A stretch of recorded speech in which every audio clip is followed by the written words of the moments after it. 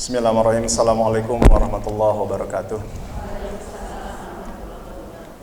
Innal hamdalillah usalli wa usallimu ala Rasulillah wa ala alihi wa sahbihi wa mawalah. Asyhadu an la ilaha illallah wahdahu la syarikalah wa asyhadu anna Muhammadan abduhu wa rasuluhu la nabiyya ba'dah.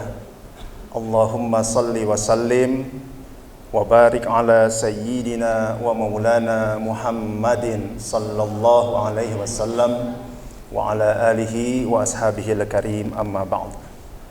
Ikhwati fillah, saudara-saudariku di jalan Allah, yang pertama-tama mari kita panjatkan puji syukur kehadirat Allah Subhanahu wa taala, karena di tengah-tengah pandemi yang kelihatannya masih belum jelas kapan berakhir, tidak menghalangi kita untuk tetap beraktivitas, melaksanakan berbagai kegiatan, dan insya Allah kegiatan hari ini juga menjadi bagian daripada syiar, daripada dakwah untuk berjuang di jalan Allah. Hari ini aja Kota Bandung, ini saya perlu menyampaikan karena ada titip pesan nih dari para stakeholder Kota Bandung. Dalam setiap kegiatan kita nggak boleh lupa mengingatkan Teh Yasi, kita ini masih menjalankan PKM. Kalau kemarin PSBB proporsional, sekarang pembatasan kegiatan secara mikro. Tapi teteh-teteh, akang-akang nggak perlu takut, ya, karena sudah ada pengaturannya. Kegiatan boleh tetap dilakukan, asalkan tetap mengedepankan protokol kesehatan. Kalau kemarin setiap kegiatan nggak boleh lebih dari 50 orang. Sekarang sudah lebih lentur tuh, lebih longgar. Boleh ada kegiatan dengan kapasitas 30% sampai dengan 50% dari kapasitas ruangan. Saya kira kita hari ini tidak melebihi ketentuan itu kan? Ya. Iya, insya Allah kita bisa berjalan dengan baik, dan jangan lupa protokol kesehatan 5M. Apa yang 5M ini? Menggunakan masker. Yang kedua, mencuci tangan. Ketiga, menjaga jarak. Yang keempat, menghindari kerumunan, dan yang kelima, membatasi mobilitas. Saya yakin semua insya Allah sudah memahami ini, dan mudah-mudahan kita diberikan kesehatan serta kekuatan lahir batin. Gini Teh, tadi bicara tentang berani bicara, lalu apa yang menjadi inspirasi dan seterusnya ya. Saya mau bicara sedikit tentang bicara. Semua orang bisa bicara, tetapi banyak yang tidak menyadari bahwa bicara itu sebetulnya merupakan salah satu sumber daya yang dimiliki oleh setiap manusia untuk mencapai apa yang diinginkan. Makanya itu ada ungkapan begini, we have the resources within us to achieve what we want. Kita memiliki sumber daya yang ada di dalam diri kita sendiri untuk mendapatkan apa yang kita inginkan. Apa sumber dayanya?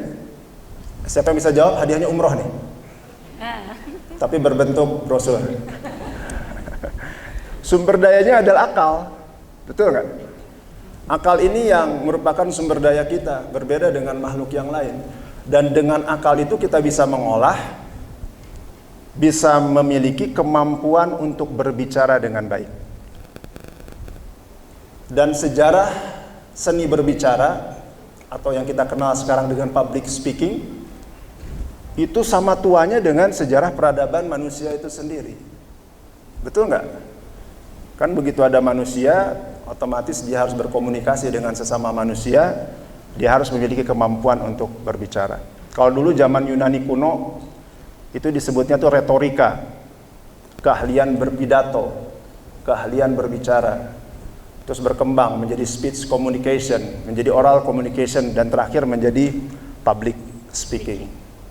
Oleh karena itu semua orang harus bisa berbicara, tapi awas, jangan juga asal bicara, apalagi menjadi salah bicara. Ini berbahaya juga ya, asal bicara, salah bicara. Awal-awalnya tentu saja harus memberanikan diri untuk berbicara. Nah, supaya tidak salah bicara, supaya tidak asal bicara, tentu saja kita ada panduan ya. Siapa panduannya, siapa sumber motivasinya, nanti kita ceritain belakangan. Tokohnya siapa, saya sampaikan belakangan. Dan itu sekaligus menjadi sumber inspirasi juga buat saya teh. Nah, saya mau bicara dulu secara umum dulu ya, secara umum. Bayangin kalau orang nggak bisa berbicara dengan baik, dengan benar, apa yang akan terjadi?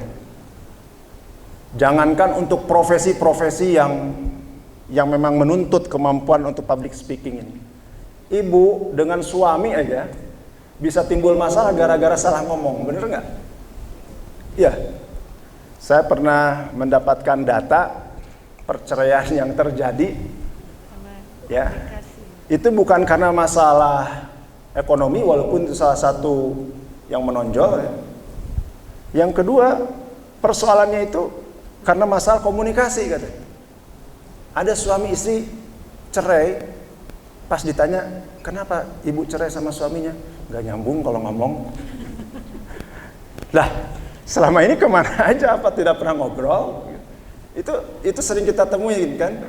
Jadi bayangkan suami istri aja itu harus bisa berbicara dengan baik. Suami berbicara dengan baik kepada istri, istri berbicara dengan baik kepada suami, orang tua berbicara dengan baik kepada anak-anaknya, anak-anak berbicara dengan baik kepada kedua orang tuanya.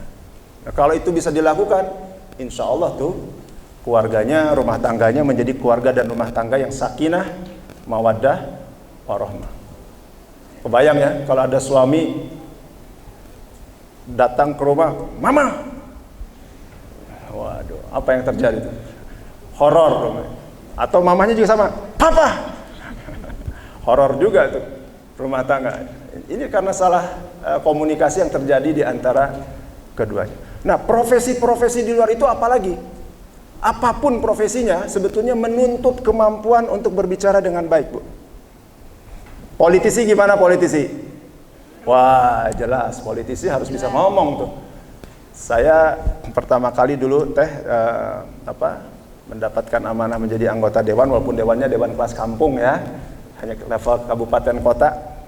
Saya masih ingat ada profesor dari Unpad itu memberikan pembekalan kepada kita. Anda tahu tugas anggota dewan apa katanya?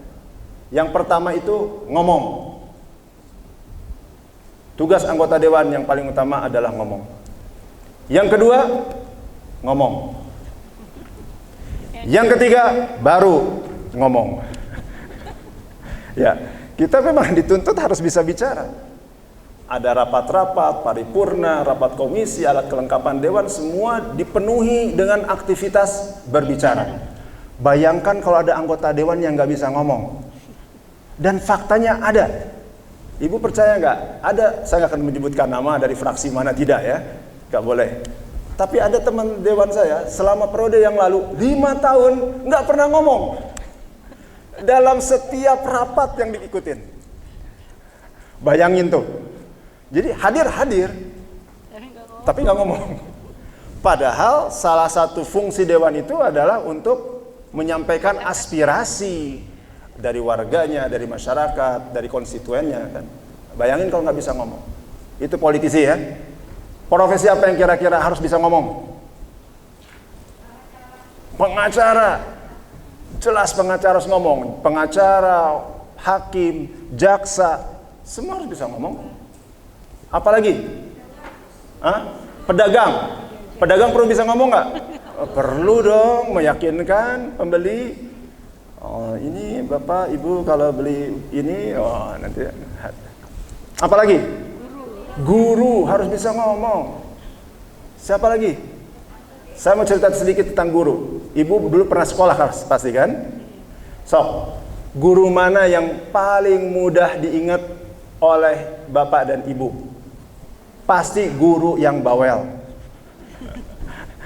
Betul nggak? Iya, dan dia galak juga. Tapi kan galaknya juga melalui ngomong. Seorang guru yang pintar menyampaikan materi pelajarannya kepada murid-muridnya pasti disukai oleh murid-muridnya. Itu jelas. Profesi apa lagi? Yang lain? Ulama, pendakwah, dai. Tapi saya bukan ulama ya. Tadi disebut-sebut saya ulama, masya Allah. Kita bukan ulama, bukan. Ilmu belum mencukupi. Ustadz pun juga bukan. Jadi kalau ditanya Kang Edwin ngapain itu? Saya ngebantu para ulama dan para ustadz aja. Karena ilmu kita belum mencukupi. Tapi para ulama Para dai, mubalighah, itu semua harus bisa memiliki kemampuan public speaking ini. Supaya apa? Supaya materi yang disampaikan itu bisa diterima, dicerna, dan difahami oleh para jamaah.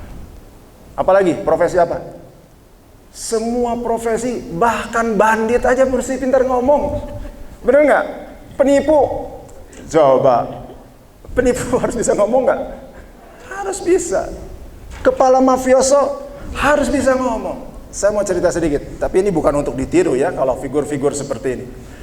Ada yang pernah mendengar atau mengetahui satu sosok yang namanya Adolf Hitler? Ya, siapa Adolf Hitler? Iya, pemimpin Nazi. Kenapa? Dari mata kan kelihatan tuh sorot pandang seseorang yang brilian ya. Cuman ya nanti belakangannya salah jalan dia. Dia pintar, cemerlang, dan kesukaan dia itu sejak kecil katanya berpidato, berorasi.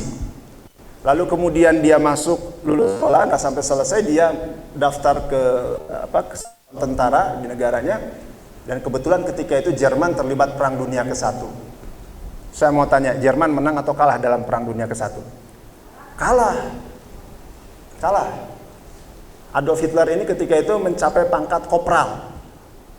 Lalu dia mendapatkan luka dalam peperangan yang diikutinya sehingga mendapatkan medali penghargaan, tapi dia mencapai pangkat tertinggi kopral. Beres perang, Jerman terpuruk. Bayangin itu, negara yang kalah perang kan diisolir, diblokade baik secara ekonomi, secara militer oleh negara-negara sekutu. Tapi ini membangkitkan rasa patriotisme yang ada dalam diri seorang Adolf Hitler. Dia keluar dari ketentaraan, bergabung kepada salah satu partai yang ada di sana. Awalnya dia masuk ke partai pekerja, partai kecil. Lalu kemudian dia membentuk partai sendiri, Nazi ya. Lalu kemudian dia bisa membangun kepercayaan masyarakat rakyat Jerman ketika itu. Bayangkan hanya dalam kurun waktu beberapa tahun saja, negara yang tadinya kalah perang, hancur, terpuruk, hanya dengan kemampuan seorang Adolf Hitler ngomong, dia bisa mempersatukan semua tuh. Bahkan dibuat rakyat Jerman itu percaya bahwa mereka adalah ras manusia paling unggul di muka bumi. Negara yang baru kalah perang, bayangin, bisa dipengaruhi oleh seorang Adolf Hitler. Dan dia lalu kemudian melakukan operasi-operasi militer. Setelah dia menjadi kanselir, menjadi pemimpin Jerman, dia tundukkan negara-negara yang ada di sekitar Jerman, mulai dari Austria, Cekoslovakia, Polandia, Belgia, Belanda, Prancis, dan seterusnya. Nggak perlu lagi saya panjang lebar nyeritain ini karena bukan itu tujuan kita ya. Cuman intinya dalam konteks itu pun orang dibutuhkan kemampuan untuk berbicara. Perlu ditiru Adolf Hitler? Jangan. Masalah kemampuan berbicaranya boleh-boleh saja, tapi tujuannya yang salah dan keliru. Makanya nanti kita harus punya tuh idola. Siapa yang patut kita jadikan sebagai idola dalam kemampuan public speaking ini? Nanti belakangan kita sampaikan tuh. Satu lagi saya mau ngasih contoh. Selain Adolf Hitler, yang kedua Genghis Khan. Ada yang pernah dengar nama itu? Ya, siapa dia? Dia anak dari kepala suku nomaden yang tinggal di padang rumput di kawasan Mongol ya. Bapak ibunya adalah kepala suku, bapaknya kepala suku, sampai suatu ketika ayahnya meninggal. Lalu kemudian Genghis Khan kecil dan saudara-saudaranya beserta ibunya diusir, diasingkan oleh salah seorang orang kepercayaan bapaknya di suku tersebut. Jadi ketika bapaknya meninggal, ada orang yang melakukan kudeta begitu ya. Lalu kemudian Genghis Khan dan keluarganya diusir. Mereka ditinggalkan di sebuah tempat jauh dari mana-mana, tidak diberikan perbekalan. Kalau kata kita mah dibuang lah ya. Bayangkan tuh Bu, kalau di tempat seperti itu kita hidup tidak diberikan perlengkapan yang memadai, lalu kemudian nanti datang musim dingin, kira-kira apa yang terjadi?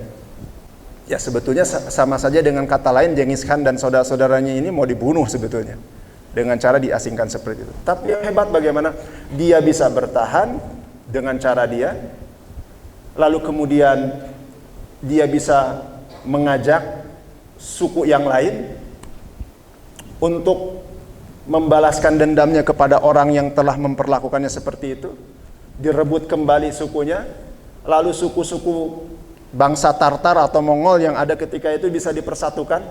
Mereka ini kan tadinya suku nomaden, terpisah-pisah, terbelah-belah. Dengan kemampuan dia berkomunikasi, public speaking, dia bisa mempersatukan itu semua. Lalu kemudian suku Mongol ini yang tadinya bisa dibilang entah datangnya dari negara antah berantah ya, mereka bisa membangun imperium.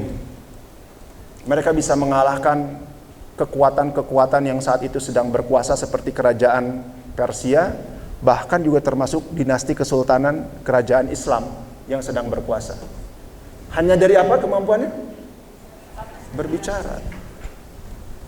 Makanya ini sangat penting sekali, terutama buat anak-anak muda. Saya melihat nih banyak anak-anak muda di belakang, termasuk saya juga masih muda ya. Nggak beda-beda jauh lah. Kita kan usia nggak terlalu jauh lah. Saya 25 dengan adik-adik di sana kan nggak terlalu jauh. Kemampuan public speaking ini mutlak harus dikuasai kalau kita ingin membuat perubahan-perubahan ke depan. Apalagi Indonesia saat ini sedang mengalami yang namanya bonus demografi. Ya, bonus demografi artinya jumlah usia produktifnya jauh lebih banyak daripada usia yang tidak produktif. Bayangkan tuh, kalau usia produktifnya ini memiliki kemampuan public speaking yang hebat, selain juga nanti dia memang memiliki kompetensi begitu ya, akhlak yang mulia, keimanan yang kuat, saya yakin seharusnya Indonesia menjadi negara yang adidaya ke depan. Tapi kemampuannya harus ditingkatkan. Salah satunya diantaranya adalah kemampuan public speaking ini. Nah, dari ilmu komunikasi Teh Yesi ada beberapa teori katanya. Bagaimana caranya supaya bisa mempengaruhi orang dengan baik? Saya duduk di sini tidak dalam kapasitas itu sebetulnya kan, karena ada para coach ya.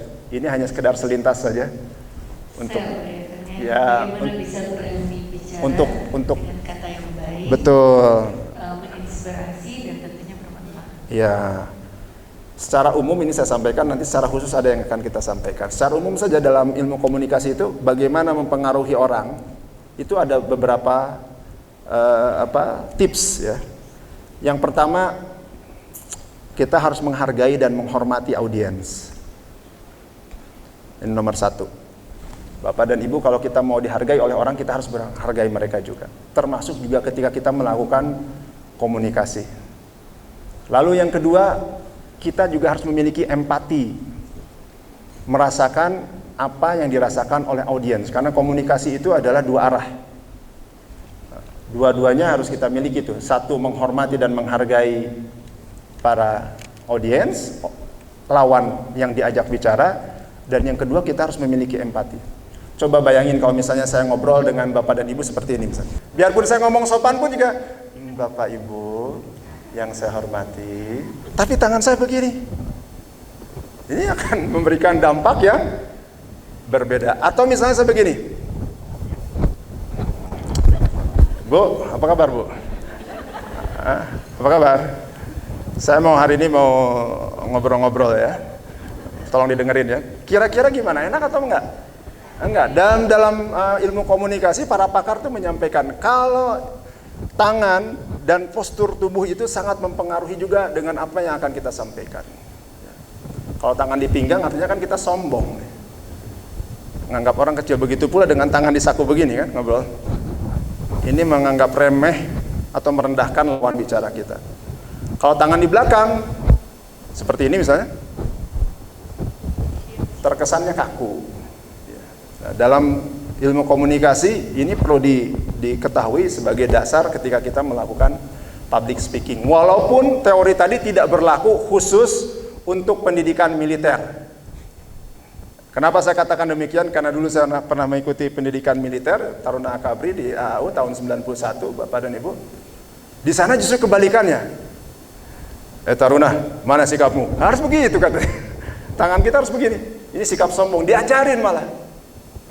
Kalau tentara ngobrol kan istirahat di tempat, gerak, semuanya begini kan.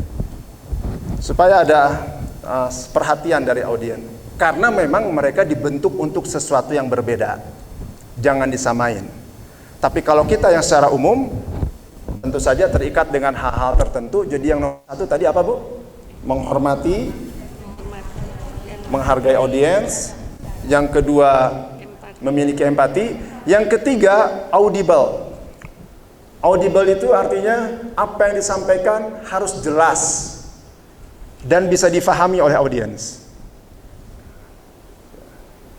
Ini mirip sekali dengan apa yang nanti disampaikan oleh sumber inspirasi saya. Nanti ngobrolnya belakangan. Jadi harus jelas. Coba aja kalau Ibu ngobrol dengan Mas Vicky Prasetyo. Ini sebuah relaksasi dari personifikasi yang membuat reboisasi, ya, restrukturisasi. Itu kira-kira gimana tuh? Pusing juga. Jadi kita harus menyesuaikan dengan audiens kita. Kita bicara dengan anak sekolah SD, SMP, SMA, mahasiswa, dengan jamaah majelis taklim, dengan emak-emak, tentu ada cara-cara tersendiri, nggak bisa dipukul rata. Makanya yang kedua audible, termasuk juga intonasi, volume suara, jumlah kata. Ini pakar komunikasi, Bu, bahkan membagi idealnya dalam 1 menit seorang pembicara yang baik itu berbicara 100 sampai dengan 120 kata. Artinya 1 detik dia kurang lebih ya sekitar 1,5 kata yang dia ucapkan. 1 menit itu 100 sampai dengan 120 kata. Jadi tidak boleh terlalu cepat, nggak boleh juga sangat lambat. Ini juga nggak bagus. Nah, yang keempat diantaranya humble, rendah hati. Ibu sebel nggak, keki nggak kalau ketemu orang yang ngobrolnya sombong banget? Nggak boleh. Ya. Bu, saya sih bukan sombong ya, tapi kemarin suami saya ngebeliin saya mobil loh. Bu, saya bukan sombong ya, tapi kemarin kan saya baru jalan-jalan dari Eropa, pulang dari keliling Amerika. Kira-kira akan menyenangkan audiens kita? Tentu saja tidak akan. Jadi syarat yang keempat juga adalah dia humble. Terus ada teknik-teknik berbicara. Ini biasanya dipergunakan oleh para pakar pembicara kelas dunia, seperti misalnya Barack Obama, Al Gore, atau misalnya Steve Jobs ya. Mereka bicara menggunakan teknik-teknik ini. Yang pertama, the rule of three. Ini teknik tingkat dunia. Ini sekedar untuk menambah wawasan saja, Bu ya. The rule of three. Maksudnya the rule of three ini adalah dalam percakapan atau penyampaian sesuatu ketika kita melakukan public speaking, itu dibagi menjadi 3 bagian. Sederhananya begitu. Makanya Steve Jobs tuh kalau misalnya dia lagi presentasi, pemaparan, dia selalu menyampaikan begini, "Today I want to talk about 3 things." Hari ini saya mau menyampaikan tentang 3 bagian. Apa coba? Kenapa dia bicara seperti itu? Supaya audiensnya mudah mengingat dan memahami apa yang disampaikan. Itu teknik ini dinamakan dengan the rule of 3 things. Bisa the rule of 5 things? Bisa saja. The rule of 4 things? Boleh. Nanti Ibu silakan nanti membuat satu teknik tersendiri. Misalnya kalau saya mau menyampaikan sesuatu dalam satu presentasi, saya menyampaikan 4 bagian. Jadi kepada audiens, begitu dimulai, saya mau berbicara tentang 3 hal. Nah, itu jelaskan. Itu akan lebih memudahkan orang untuk mengingat dan memahami apa yang kita sampaikan. Insya Allah ini saya melihat semuanya pejuang-pejuang dakwah ya. Orang-orang yang aktif dalam dunia dakwah ini bisa menggunakan teori ini. Yang kedua, anafora. Kalau anafora ini dia mengulang-ulang. Jadi ada bagian-bagian dalam kalimat itu yang diulang dan diberikan penekanan sehingga audiens itu memahami apa yang akan disampaikan dan bukan hanya sekedar memahami, mengingat tuh. Saya teringat juga kepada sang inspirator saya. Nanti saya sampaikan lagi belakangan. Ya. Teknik ini ternyata dilakukan oleh beliau 1400 tahun yang lalu, mengulang-ulang dari apa yang ingin disampaikan. Dan yang ketiga, hiperbola atau majas ya. Artinya mengganti istilah atau perumpamaan yang akan disampaikan dengan kalimat lain atau dengan bentuk lain yang lebih daripada sesungguhnya, supaya apa? Supaya memberikan satu dampak gitu kepada para audiens. Ini diantara teknik-teknik berbicara supaya kita bisa mengikuti para pembicara-pembicara kelas dunia. Tapi itu semua baru dalam tataran bagaimana kita berbicara. Jangan lupakan juga satu hal dalam public speaking itu adalah apa yang dibicarakan. Kalau tadi kan bagaimana kan? Yang kedua apa? Ada orang jago ngomong tapi isinya kosong. Kira-kira bagaimana? Nothing kan? Tidak menghasilkan apapun. Itulah yang disebut dengan banyak bicara. Ada orang jago ngomong tapi isinya salah-salah. Itulah yang disebut dengan asal bicara. Ada orang jago ngomong tapi isinya mengajak kepada orang lain untuk berbuat kesalahan, berbuat dosa, berbuat maksiat. Ini yang disebut dengan salah bicara atau sesat bicara. Na'udzubillah. Jangan sampai kita masuk seperti hal-hal tersebut. Oleh karena itu, jelas sebagai seorang muslim mukmin, selain teori-teori public speaking yang kita pelajari dan kita miliki, ada hal-hal lain yang harus menjadi guidance, menjadi petunjuk buat kita semua.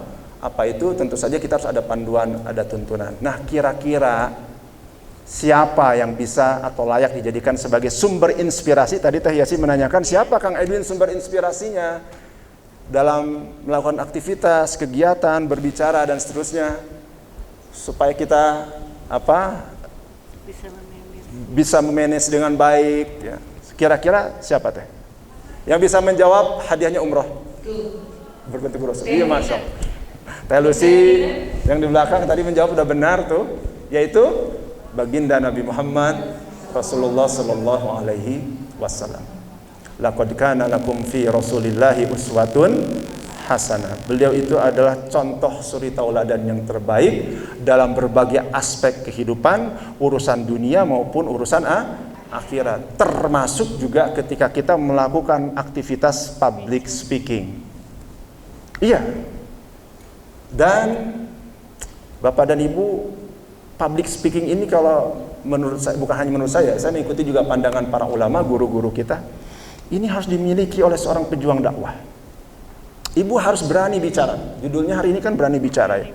Hanya tentu saja tidak asal bicara, tidak juga salah bicara. Kita harus berani bicara, Bu. Kenapa? Karena memang agama mengajarkan kepada kita, Islam memerintahkan kepada kita harus berani bicara. Coba buka surah Ali Imran ayat ke-104. Di sana disampaikan, a'udzubillahi minasyaitonirrajim. Wal takum minkum ummatu yad'una ilal khair wa ya'muruna bil ma'ruf wa yanhauna 'anil munkar wa ulaika humul muflihun. Dan hendaklah ada segolongan umat di antara kalian yang menyeru kepada kebajikan, mengajak kepada yang ma'ruf, mencegah daripada yang mungkar, dan itulah orang-orang yang beruntung. Kalau menyeru kepada kebajikan, salah satu caranya yang paling utama dengan apa? Bicara. Ya. Atau misalnya nanti buka surah Ali Imran ayat ke-110-nya. A'udzubillahi minasyaitonirrajim. Kuntum khairu ummatin ukhrijat linnas ta'muruna bil ma'ruf wa tanhauna 'anil munkar wa tu'minuna billah. Kamu sekalian adalah umat terbaik yang dilahirkan kepada manusia. Bayangkan Ibu, Allah menyebut-nyebut kita sebagai umat yang terbaik. Tapi ada syaratnya. Syaratnya apa? Yang mengajak kepada yang ma'ruf, mengajak kepada kebaikan, yang mencegah daripada yang mungkar, dan benar-benar untuk beriman kepada Allah Subhanahu wa ta'ala. Bisa difahami ya? Jadi bicara ini sangat penting dalam dakwah. Bicara ini penting dalam syiar. Gak boleh kita diam. Ada hadis-hadis lain yang memperkuat lagi pemahaman ini. Misalnya salah satunya, dan ini sangat populer sekali. Saya kira Bapak dan Ibu sudah paham akan hadis ini. Barang siapa melihat kemungkaran, maka hendaknya mencegahnya dengan tangannya. Jika tidak mampu, maka hendaknya mencegah dengan lisannya. Jika tidak mampu, maka hendaknya dengan hatinya. Dan itulah selemah-lemahnya iman. Kalau boleh itu diantarakannya nanti aja ya. Siapa tuh? Tim yang makan. Makan. Diantarkannya nanti. Ya, karena dalam public speaking itu juga ada teorinya tuh. Gak boleh ketika seorang pembicara makanan dihidangkan. Itu termasuk rules yang harus dipahami. Karena apalagi kalau saya paling berat kalau misalnya harus mengisi kegiatan buka bersama tuh. Bayangin orang lagi lapar, ya, jam 5 kita harus ngisi, udah gitu tiba-tiba disiapkan makanan untuk berbuka ya, tajil. Itu audiens pasti semua udah mikirin jengkol, pete, kolak gitu. Materi yang kita sampaikan itu nggak akan didengar. Jadi sementara mohon ditahan dulu ya, nggak apa-apa ya. Kita lanjutkan ya. Siap Ibu? Takbir. Allah Akbar. Masya Allah, Masya Allah. Sampai mana tadi? Oh ya. Baik. Hadisnya ya. Barang siapa melihat kemungkaran maka hendak mencegahnya dengan tangannya. Siapa yang dengan tangan ini? Orang yang memiliki kekuasaan, memiliki kewenangan. Para pemimpin, para pejabat, aparat dengan tangannya. Tapi jika tidak mampu mencegahnya maka hendaknya dengan lisan. Siapa ini? Para pendakwah, para ulama, para dai, termasuk kita semua. Walaupun kita bukan ulama, walaupun kita bukan dai, tapi kita memiliki kewajiban untuk berdakwah, untuk menyampaikan kepada orang lain, melaksanakan amar ma'ruf nahi munkar. Makanya sekali lagi Ibu, kemampuan bicara itu sangat penting. Ya. Ibu harus bisa berbicara. Tentu bukan asal bicara, bukan juga salah berbicara, tapi harus berani berbicara. Oke. Ini diantaranya ya. Ada lagi hadis-hadis lain yang menyampaikan qul haqq walau kana muran, misalnya katakanlah kebenaran sekalipun itu pahit. Itu kan artinya perintah bahwa kita harus menyampaikan kebenaran, berbicara kepada yang lain. Atau misalnya hadis balighu anni walau ayah, sampaikanlah dariku walaupun hanya satu ayat. Semua menyampaikan bicara tentang bicara supaya kita mampu berbicara, berdakwah, syiar kepada yang lainnya. Nah, sekarang inspirasi kita siapa? Rasulullah Sallallahu Alaihi Wasallam. Pertanyaannya, bagaimana cara Rasulullah Sallallahu Alaihi Wasallam itu melakukan public speaking? Seperti apa beliau? Apakah sama seperti Adolf Hitler? Nauzubillah, tentu saja tidak. Apakah sama seperti Genghis Khan? Tentu saja tidak. Sangat berbeda sekali. Ya. Beliau betul-betul melakukan semuanya ini dengan penuh kemuliaan, keagungan, kebenaran, nilai-nilai yang sangat spesial untuk kita jadikan sebagai contoh suri tauladan. Dan kalau ditanya sebetulnya bagaimana cara Rasulullah berdakwah, bagaimana cara Rasulullah berbicara, menyampaikan kepada orang lain, itu tidak pernah lepas dari karakter yang dimiliki beliau. Beliau itu kan memiliki 4 sifat. Pasti semuanya tahu tuh. 1, sidik. 2, amanah. 3, fatonah. 4, tablik. Sidik artinya benar. Benar. Dan apa yang disampaikan Rasulullah SAW itu pasti mengandung nilai-nilai kebenaran. Karena datangnya pun juga dari yang maha benar. Ini nomor 1 kuncinya. Jadi kalau ditanya bagaimana sih Rasulullah kalau berbicara, saya sengaja bawa nih buku. Ini terjemahan dari kitab yang disusun oleh Imam At-Tirmidzi. Kalau judul aslinya As-Sama'il Muhammadiyah. Tapi sudah diterjemahkan, sekarang bahkan ada revisi yang terbaru, bukunya lebih bagus daripada ini. Ini hadis-hadis ya. Di sini dijelaskan bagaimana cara Rasulullah makan, berjalan, berpakaian, tidur, sampai urusan-urusan yang sangat pribadi sekali. Termasuk juga beliau cara berbicara. Dan yang salah satu yang menarik itu, kalau ditanya bagaimana Rasulullah berbicara, beliau itu tidak banyak bicara. Tapi sekalinya berbicara, selalu mengandung nilai-nilai hikmah yang terkandung di dalamnya. Ini yang menarik ya.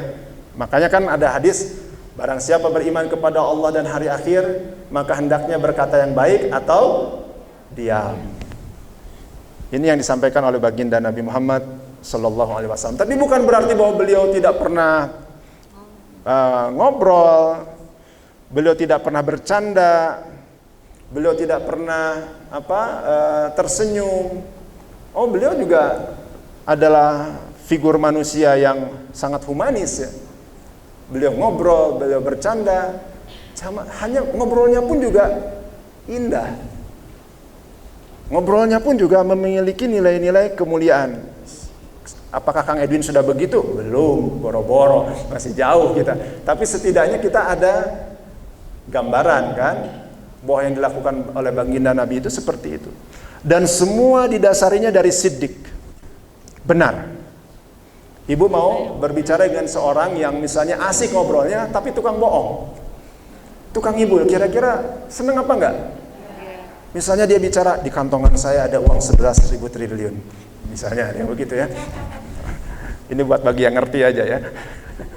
Kira-kira bagaimana? Padahal yang dilakukan itu jelas ngibul gitu. Walaupun dia menyampaikan dengan cara yang menarik, tapi tetap tidak akan berarti apa-apa. Nah, karakter baginda Nabi, dia benar dan menyampaikan kebenaran, sehingga terkumpulah dari apa yang beliau sampaikan, dan tidak ada manusia seperti itu di muka bumi ini. Bayangkan apa yang beliau katakan disusunkan dalam kitab-kitab hadis, ribuan hadis yang dihafalkan dan diikuti oleh umat manusia yang ada saat sekarang ini, dari kaum muslimin dan muslimat, mukminin dan mukminat. Yang lain nggak ada, Bu. Karena ada tokoh-tokoh dunia yang dijadikan juga ya kata-kata mereka sebagai sumber inspirasi, tapi tidak sebanyak dengan apa yang disampaikan oleh baginda Nabi Muhammad sallallahu alaihi wasallam. Dari benar itu akhirnya menimbulkan sifat amanah, dipercaya. Habis gimana? Kalau berkata tidak pernah berdusta, kalau janji tidak pernah mengingkari, kalau dipercaya tidak pernah berkhianat. Ibu kalau ingin memiliki public speaking, menjadi seorang public speaker yang baik, harus memiliki dua karakter ini. Satu, siddiq, benar, dan yang kedua, amanah. Lalu kemudian selain juga bisa dipercaya, apa yang disampaikan itu supaya berbobot, berisi, dia juga memiliki sifat fatonah, cerdas. Ada yang pernah berdiskusi dengan saya, Bapak dan Ibu, menyampaikan begini, Kang Edwin, sebenarnya kalau kita melihat apa yang dilakukan oleh atau dimiliki oleh Rasulullah, kita nggak perlu sekolah tinggi-tinggi ya. Kan Rasulullah juga tidak punya gelar profesor, doktor, insinyur, MCK, gitu kan, PCU, SPBU misalnya. Ya, tidak punya kan? Sebetulnya nggak perlu. Kira-kira pendapat ini benar atau salah? Salah. Rasulullah jelas tidak memiliki gelar-gelar itu, ya. Karena juga di zaman Rasulullah memang belum ada universitas, betul nggak? Salah satu universitas tertua di dunia seperti Al-Azhar misalnya yang di Kairo, salah satu ya, karena ada lagi yang lebih tua, saya lupa namanya. Itu baru didirikan sekian ratus tahun setelah Rasulullah Shallallahu Alaihi Wasallam wafat. Jadi di zaman Rasulullah memang tidak ada gelar profesor, doktor, insinyur, SEMM, MCK, WCU, SPBU dan seterusnya itu. Tapi bukan berarti Rasulullah tidak terdidik, ya toh? Beliau dari kecil sudah menjalani pendidikan-pendidikan, bagaimana beliau menjadi gembala kambing, dan kalau kita perhatikan kisah-kisah tentang para nabi dan rasul, hampir seluruhnya itu menjalani pendidikan ketika masa kecil itu mengembalikan ngangon embek, domba, ya. Karena disitulah dididik karakter untuk bertanggung jawab, jujur dan seterusnya dan seterusnya. Lalu beliau juga pernah menjalani perjalanan jauh, artinya wawasan beliau juga terbuka, pengetahuan beliau tidak sempit. Beliau pernah berangkat ke negeri Syam, tahu dia peradaban yang ada, beliau tahu peradaban yang ada saat itu. Dan ketika diangkat sebagai Rasul, saya mau tanya, siapa mentornya? Mentornya beliau yang membimbing beliau adalah raja atau panglimanya dari para malaikat, betul nggak? Siapa? Malaikat Jibril alaihissalam. Dan tidak mungkin salah apa yang disampaikan, karena yang mengawasi, yang membimbing, yang memberikan petunjuk siapa? Allah subhanahu wa ta'ala. Ada manusia yang hidup di zaman sekarang yang mentornya, guru besarnya itu adalah malaikat Jibril? Enggak ada. Ada enggak yang diberikan ilmunya langsung oleh Allah subhanahu wa ta'ala? Enggak ada juga. Makanya jangan bilang bahwa baginda Nabi itu tidak terdidik dan tidak berpengetahuan, ya. Sehingga sangat layak kalau beliau mendapatkan sifat yang ketiga itu adalah fatonah. Nah, bagaimana dengan kita Bapak dan Ibu? Kan saya nggak sekolah tinggi, Kang Edwin. Saya nggak punya kesempatan. Saya ingin sebenarnya sekolah, saya ingin meraih S3, saya ingin jadi profesor doktor. Kalau ada yang bisa seperti itu, alhamdulillah, bersyukurlah Bapak dan Ibu. Tapi kalaupun tidak, jangan berkecil hati. Walaupun sekolahnya tidak tinggi, bukan berarti kita tidak bisa berpengetahuan. Paham ya? Caranya bagaimana? Mau terus belajar. Dan sekarang ini kita bisa belajar dengan berbagai cara. Secara online kita bisa, tinggal klik, buka apa yang mau Ibu pelajari. Termasuk juga dalam kondisi COVID begini. Saya bagaimana caranya? Alhamdulillah, guru-guru kita kan banyak tuh. Ya, mereka memberikan ceramah, tausiah, majelis ilmunya secara daring, secara online misalnya. Rekaman-rekamannya ada. Kita bisa belajar dari situ. Semua pun juga kita bisa pelajari. Dan baginda Nabi berpesan, barang siapa, ini hadis ya, diriwayatkan oleh Imam At-Tirmidzi, menghendaki, barang siapa menginginkan kehidupan dunia, maka hendaknya meraihnya dengan ilmu. Barang siapa menginginkan kehidupan akhirat, maka hendaknya meraihnya dengan ilmu. Dan barang siapa menginginkan keduanya, kehidupan dunia dan kehidupan akhirat, maka hendaknya meraihnya dengan ilmu. Man arada dunya fa'alaihi bil ilmi, wa man arada al akhirah fa'alaihi bil ilmi, wa man arada huma fa'alaihi bil ilmi. Itu udah. Siddiq, amanah, fatonah. Yang ketiga apa? Tablik. Siddiq, Siddiq, amanah, fatonah. Yang keempat apa?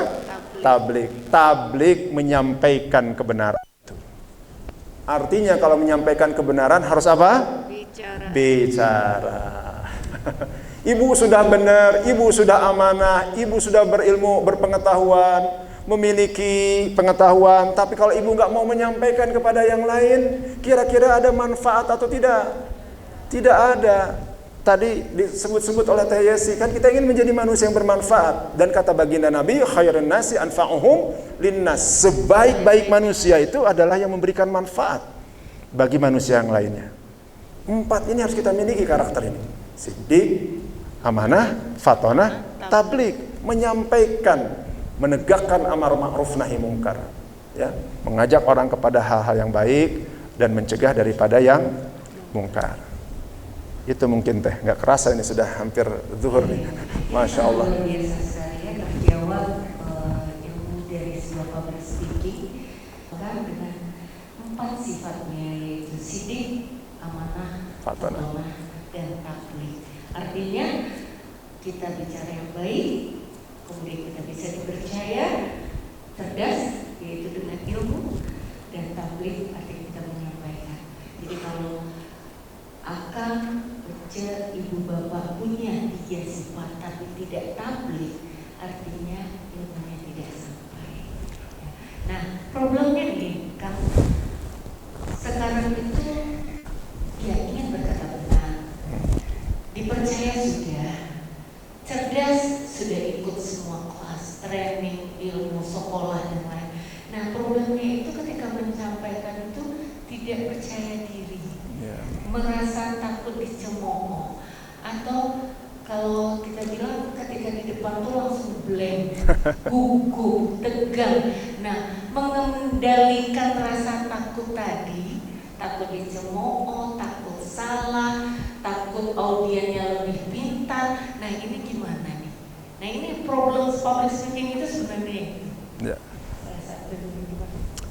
Saya memberikan tips dari guru saya saja ya. Jadi karena saya juga pernah mengalami masa-masa seperti itu teh. Dulu juga kita tidak pernah berpikir kita bisa berbicara di hadapan orang banyak, terbiasa di hadapan audiens, di hadapan publik. Bahkan kemudian saya cenderung menghindari untuk berbicara di depan orang banyak. Sampai kemudian kita mengalami proses berhijrah, karena ada satu peristiwa yang membuat kita harus berhijrah. Nah, disitulah kita mendapatkan hikmah dari kondisi-kondisi yang kita alami. Nah, guru-guru saya menyampaikan kalau kita ingin berbicara dengan tenang, bila kita ingin memiliki kemampuan untuk berbicara di hadapan orang, jangan pernah terfikir kamu ingin diperhatikan oleh orang. Jangan pernah terfikir kamu ingin dipuji oleh orang, tapi berbicaralah karena Allah. Ini yang saya ingat terus, berbicaralah karena Allah. Niatkan bahwa apa yang kita sampaikan itu karena Allah. Kita mohon bimbingan kepada Allah, dan insya Allah Allah yang akan membimbing kita, Allah yang akan memudahkan. Ini terasa sekali. Memang tetap kita dibarengi juga dengan ikhtiar teori-teori tadi kan, ya kita miliki itu semua. Tapi pada akhirnya semua kuncinya kembali kepada niat kita. Innamal a'malu binniyah wa innamal likulli amri'in ma nawa. Begitu kata baginda Nabi. Sesungguhnya setiap amal tergantung daripada niatnya, dan setiap orang akan mendapatkan sesuai dengan apa yang diniatkan. Luruskan niat. Apa yang akan kita lakukan ini semata-mata hanya karena Allah, dan nggak perlu mikirin hasil. Misalnya begini, ibu berdakwah menyampaikan kepada seseorang, kok orang ini nggak berubah-berubah gitu. Ibu nggak usah ambil pusing, karena tugas kita ini hanya tablik, menyampaikan. Masalah dia berubah atau tidak itu bukan hak kita, itu ada hak prerogatif Allah Subhanahu wa Ta'ala. Jadi luruskan saja niat, itu akan memberikan ketenangan, keyakinan di dalam diri kita. Dan berbicara atas karena Allah itu kan sama dengan berzikir teh. Ya. Berzikir, ala bizikrillah tatmainnul qulub. Hanya dengan berzikir itu kita akan mengingat Allah Subhanahu wa Ta'ala. Jadi kadang-kadang kita mengawali kegiatan itu mengucapkan bismillahnya iya, tapi hatinya tidak ikut disertakan. Makanya dalam setiap kegiatan kita sangat dianjurkan untuk mengawali dengan mengucapkan kalimat basmalah. Bahkan kalau bisa memungkinkan, kalau saya diajarkannya baca terlebih dahulu secara utuh, secara tenang, mendalam, itu suratul Fatihah. Kita baca dulu suratul Fatihah, mohon bimbingan petunjuk Allah Subhanahu wa Ta'ala, baru kemudian kita sampaikan kepada audiens. Insya Allah itu akan lebih berkesan, bermakna, dan ada ruhnya apa yang kita sampaikan. Dan insya Allah itu akan memiliki dampak yang pengaruh ya terhadap audiens. Gitu teh. Masya Allah sekali ya. Nah ini satu ilmu yang luar biasa ya. Jadi bagaimana sih kita menghilangkan rasa takut, tidak confident, tidak percaya diri, yaitu tadi kembali pada niat. Niat bicara karena Allah. Niat mendapatkan ridho Allah. Kalau Allah sudah ridho, Allah akan tuntut kita untuk berkata yang baik, menyampaikan hal-hal yang baik, sehingga apa yang kita sampaikan tidak jadi salah bicara ya Nang ya. Yeah. Seperti Imam Syafi'i mengatakan yang menuntut ilmu itu adalah takwa. Kemudian menyampaikan ilmu adalah ibadah. Mengulang-ulang ilmu adalah zikir. Yang mencari ilmu adalah jihad. Apa sih yang membuat kita ragu tidak bicara? Ya, Masya Allah. Jadi Masya Allah sekali, memberikan ilmu yang bermanfaat itu adalah salah satu yang kita tadi harus berani bicara. Jadi Akang Teteh Bapak Ibu sekarang tidak usah ragu lagi untuk tampil. Kalau niatnya untuk mencari ridho Allah, insya Allah hasilnya Allah akan tuntut dengan hal yang baik-baik. Tapi kalau niatnya untuk tampil supaya kelihatan sempurna, terlihat pintar, ya tadi niat itu kembali kepada pemiliknya ya. Jadi sekarang luruskan niat kita, berani bicara niat hanya karena Allah, mencari ridho Allah. Nah mungkin ini kan untuk penutup ada yang mungkin satu atau dua penanya, boleh ya? Boleh. Enggak, siapa yang mau bertanya? Satu? Ada lagi? Ya, dua. Ya, dua. Tolong panitia mikrofon. Bunda siapa tadi? Bunda Erni.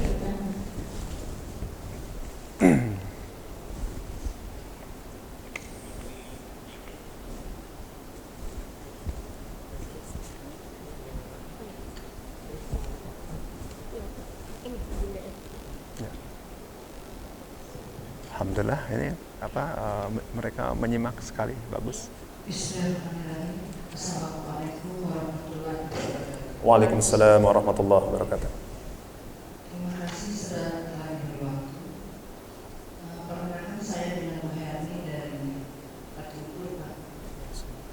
Pertanyaan saya begini, public figure biasanya kita dadakan untuk bicara. Pasti Bapak mengalami sebagai anggota DPR.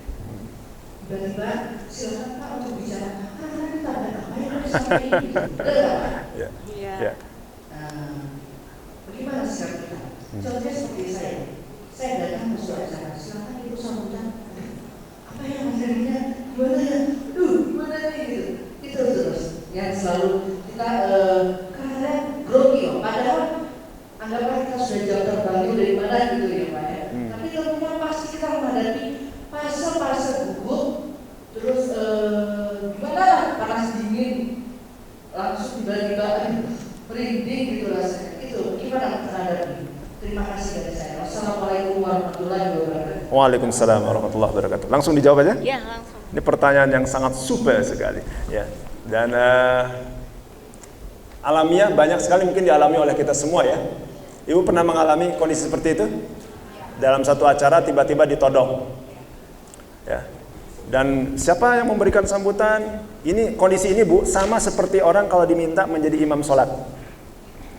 Ya, kalau misalnya ini saya sedikit cerita. Kalau misalnya berangkat tuh ke Jakarta misalnya ya, lewat Cipularang kan ada tempat datang waktu sholat maghrib atau isya. Kalau zuhur atau asar saya kira nggak terlalu bermasalah tuh. Itu biasanya silakan Pak di depan, kata yang si bapak ini, bapak Pak Intan dari Payun. Kata yang satu, oh enggak, bapak itu Payun. Akhirnya saling mendorong-dorong. Dan yang menjadi imam biasanya yang paling banyak terdorong gitu. Mau nggak mau, terpaksa kan? Ya. Nah ini juga sama, untuk memberikan sambutan kita tiba-tiba ditodong. Nah tipsnya Bu begini, untuk mengantisipasi ya, seandainya kita mengalami kondisi seperti itu, Bapak dan Ibu dibiasakan kalau kita memenuhi undangan ke satu acara, Bapak dan Ibu pelajari terlebih dahulu acara itu berkaitan dengan apa. Paham ya? Misalnya ini iya lamaran. Kita pelajari dulu. Jadi seandainya kita diminta memberikan sambutan, kita nggak akan bicara jauh-jauh dari itu. Itu salah satu juga yang selama ini saya lakukan. Saya pernah ngalamin tuh, kita nggak tahu apa-apa, datang ke satu acara, tahu-tahu sambutan, dan kita nggak ngerti ini acaranya acara apaan. Nah, itu jangan sampai terulang. Jadi dibiasakan, salah satu tipsnya, kalau kita mau mengikuti satu acara, kita pelajari terlebih dahulu, ini kegiatannya berkaitan dengan apa. Kita persiapkan itu, jadi seandainya nanti Ibu diminta untuk memberikan sambutan, nggak terlalu berat. Lalu kemudian juga, yang kedua, ini jam terbang ya. Nanti Ibu semakin sering berbicara, insya Allah lambat laun itu semuanya akan mengalir dengan sendirinya. Gak apa-apa. Tapi kalau dipersiapkan seperti tadi ya, ya akan kelihatan, gak akan terlalu. Ibu, Bapak, kalau masalah gugup, saya masuk ke ruangan ini pun juga sama. Gugup juga kan? Ya ada perasaan itu alamiah sekali. Natural ya. Bahkan pembicara kelas dunia pun seperti yang saya tadi bilang, mereka pun juga menyampaikan dalam buku-bukunya itu sesuatu yang natural. Margaret Thatcher itu menyampaikan dalam satu bukunya, Saya kalau berbicara itu katanya takut. Tapi seninya adalah bagaimana kita mengendalikan rasa takut itu. Jadi berbicara itu adalah seni, Bu. Ini seni bagaimana mengendalikan diri, seni bagaimana menyampaikan materi kepada orang lain. Tapi tipsnya tadi satu, supaya kita nggak kecolongan, biasakan datang ke satu acara, ibu, bapak pelajari dulu konten acara itu seperti apa. Insya Allah itu akan sangat membantu. Ya.